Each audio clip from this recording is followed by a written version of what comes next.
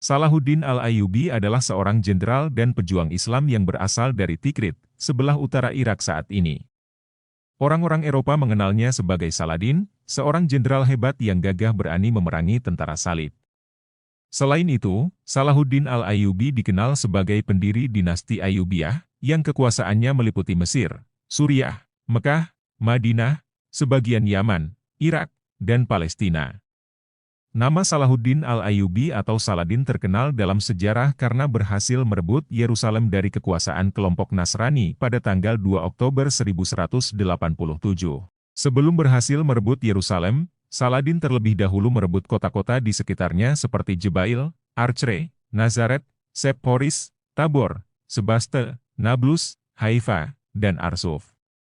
Setelah tiba di dekat dinding Yerusalem, Saladin melihat bahwa kota tersebut dijaga dengan sangat ketat.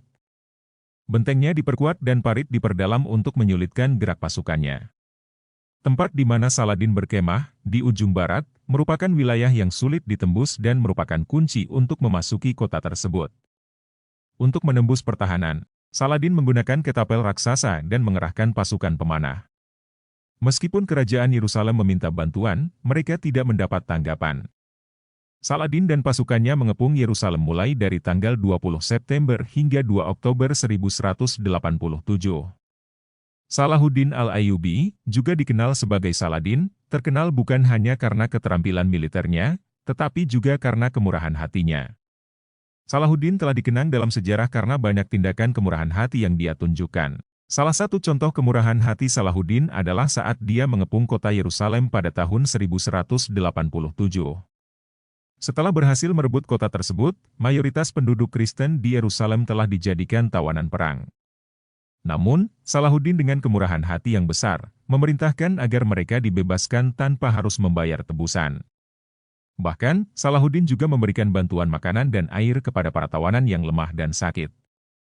Selain itu, Salahuddin juga dikenal karena memperlakukan musuh-musuhnya dengan adil dan tidak melampiaskan rasa dendamnya secara berlebihan. Ketika pasukan salib dalam Perang Salib Kedua dikalahkan, Salahuddin memiliki kesempatan untuk membalas dendam atas penyerangan sebelumnya terhadap Islam. Namun, dia memilih untuk membebaskan tawanan yang tidak mampu membayar tebusan dan mengizinkan mereka kembali ke tanah air mereka. Kemurahan hati Salahuddin tidak hanya terbatas pada musuh-musuhnya, tetapi juga kepada rakyatnya sendiri. Dia berupaya keras untuk membangun dan memulihkan kota-kota yang terkena dampak perang. Salahuddin membangun sekolah, rumah sakit, dan infrastruktur yang bermanfaat bagi masyarakat. Dia juga memberikan dukungan finansial kepada keluarga-keluarga yang membutuhkan. Kemurahan hati Salahuddin Al-Ayyubi menjadi teladan bagi banyak orang, baik pada masanya maupun dalam sejarah. Kemampuannya untuk memaafkan, membebaskan tawanan, dan memperhatikan kebutuhan rakyatnya telah menjadi inspirasi bagi banyak orang dalam mencari jalan damai dan berlaku adil.